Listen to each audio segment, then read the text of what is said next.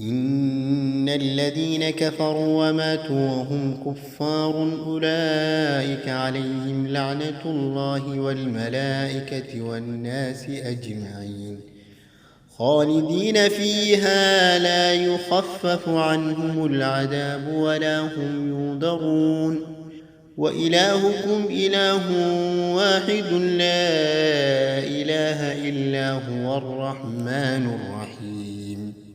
إن في خلق السماوات والأرض واختلاف الليل والنهار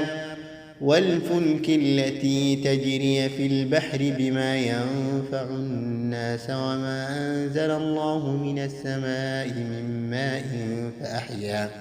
فأحيا به الأرض بعد موتها وبث فيها من كل دابة وتصريف الرياح والسحاب المسخر بين السماء والأرض لآيات لقوم يعقلون ومن الناس من يتخذ من دون الله أندادا يحبونهم كحب الله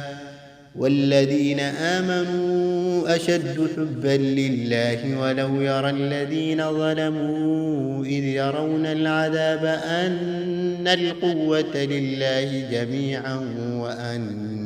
وأن الله شديد العذاب